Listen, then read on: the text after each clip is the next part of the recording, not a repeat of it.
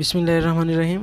अस्सलाम वालेकुम dear students, I am Mohammad Sajid Zahoor. Students, जैसा कि लास्ट लेक्चर में हम जनरल लीनियर इंटीग्रल इक्वेशन के बारे में काफ़ी डिटेल से पढ़ चुके हैं और इससे रिलेटेड काफ़ी इंपॉर्टेंट डेफिनेशंस और कुछ टाइप्स को हमने प्रीवियस लेक्चर में डिस्कस किया था, जिसमें इंटीग्रल इक्वेशन क्या होती है उसके बारे में देखा था और फ्रेडहोम इंटीग्रल इक्वेशन को हमने पढ़ा था और उसकी डिफरेंट काइंड्स के बारे में हमने पढ़ा था। तो स्टूडेंट्स, अब हम उसी लेक्चर को फर्दर प्रोसीड करते हैं और आज के लेक्चर में हम इंटीग्रल इक्वेशन की जो सेकंड टाइप है वोल्टेरा इंटीग्रल इक्वेशन उसको देखेंगे। तो स्टूडेंट्स, वोल्टेरा इंटीग्रल इक्वेशन के लिए भी पहले हमने जनरल लीनियर इंटीग्रल इक्वेशन को देखना है, जो कि पिछले लेक्चर में भी हमने इसको डिस्कस किया था। तो स्टूडेंट, ये आपके सामने जो इंटीग्रल इक्वेशन लिखी गई है ये जनरल लीनियर इंटीग्रल इक्वेशन है, ठीक है। इसमें एच ऑफ एक्स और इसमें आपका H of x, F of S और जो के है, ठीक है, ये तीनों हमारे पास ये एफ एच और के, ये जो थ्री फंक्शंस हैं, इन थ्री फंक्शंस को हम नॉन फंक्शन कहते हैं। और इसके अलावा जो बाकी फंक्शंस हैं, जैसा कि बाकी जी रह गया हमारे पास, जी ऑफ एस या जी ऑफ टी जो है, ये दोनों फंक्शंस हमारे पास अननोन फंक्शंस कहलाएंगे, ठीक है। और ये जो लैम्डा है, लैम्डा हमारे पास नॉन ज़ीरो रियल और कॉम्प्लेक्स पैरामीटर है। ये लैम्डा जो है ये रियल भी हो सकता है और कॉम्प्लेक्स भी हो सकता है। और ये जो के ऑफ एस टी है, के ऑफ एस टी को हम इधर kernel of the integral equation कहेंगे, ठीक है। The function K of S T is called the kernel. तो कर्नल क्या होता है, इसके बारे में इंशाल्लाह नेक्स्ट लेक्चर जो है वो मैं कर्नल पे ही बनाऊंगा, ठीक है। उसमें डिफरेंट टाइप्स के कर्नल्स होते हैं, जैसे डिजनरेट कर्नल होता है, सेपरेबल या डिजनरेट कर्नल है, और सिमेट्रिक कर्नल है, हार्मिशन कर्नल है। तो ये सारे कर्नल्स की जो डेफिनेशंस हैं उसको इंशाल्लाह मैं नेक्स्ट लेक्चर में डिस्कस करता हूँ, ठीक है। तो ये हमारे पास थी जनरल लीनियर इंटीग्रल इक्वेशन। अब इसी जनरल लीनियर इंटीग्रल इक्वेशन से ही हमने वोल्टेरा इंटीग्रल इक्वेशन बनाई है। तो प्रीवियस लेक्चर में भी मैंने बताया था कि ये जो मैंने इसकी अपर लिमिट को इधर एम्प्टी छोड़ा है, तो इसका मीनिंग यही है कि आप अगर इसकी अपर लिमिट में कोई फिक्स्ड वैल्यू इंटर करते हैं तो ये आपके पास फ्रेडहोम इंटीग्रल इक्वेशन बन जाती है।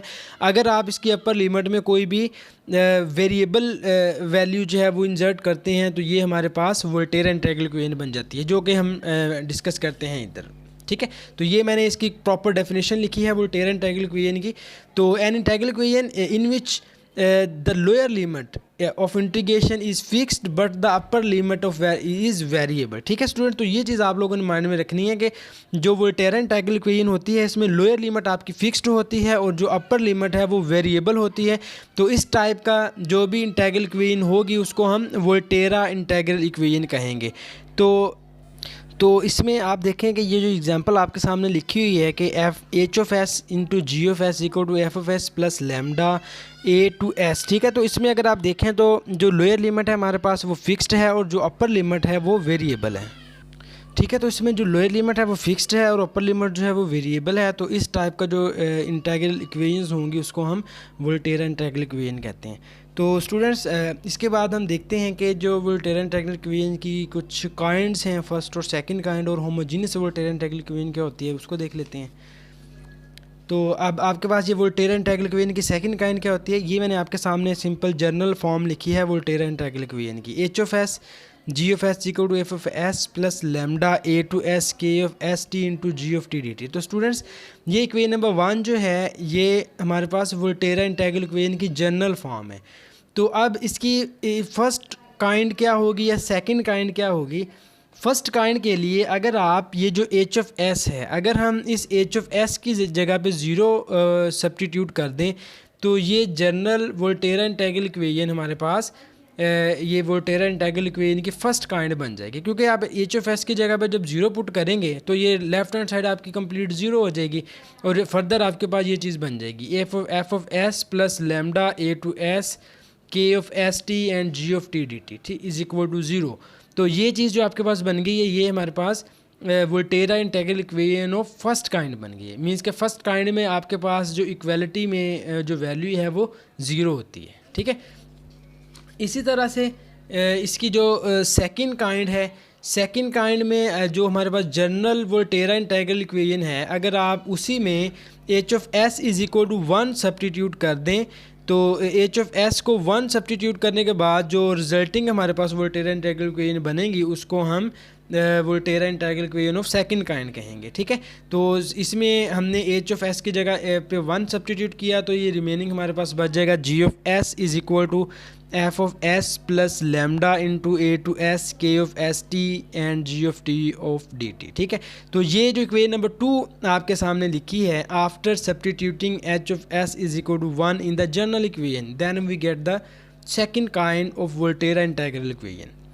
तो इसके बाद हम देखते हैं homogeneous and non homogeneous Volterra integral equations क्या होती हैं। तो अगर आप स्टूडेंट्स ये जो इक्वेशन नंबर 2 है या जो सेकंड काइंड है हमारे पास वोल्टेरा इंटीग्रल इक्वेशन की, अगर आप उसी में एफ ऑफ एस, ये वाला जो एफ ऑफ एस है इसको अगर आप 0 सब्स्टिट्यूट कर दें तो ये हमारे पास होमोजीनियस वोल्टेरा इंटीग्रल इक्वेशन बन जाएगी। ठीक है, G of S is equal to lambda into A to S K of S T and G of T D T. तो ये चीज़ हमारे पास Volterra integral equation of second जो होमोजीनियस वोल्टेरा इंटीग्रल इक्वेशन बन जाएगी। अगर एफ ऑफ एस की 0 के अलावा कोई भी वैल्यू आ जाती है तो फिर ये हमारे पास non homogeneous Volterra integral equation कहलाएगी। ठीक है स्टूडेंट्स, होपफुली आप लोगों को वोल्टेरा इंटीग्रल इक्वेशन और इसकी डिफरेंट काइंड्स के बारे में पता चल गया होगा कि क्या है ये। तो इंशाल्लाह नेक्स्ट लेक्चर में मैं जो इसके कर्नल्स और इसकी टाइप्स क्या होती हैं उसके बारे में डिस्कस करेंगे। Okay, thank you so much.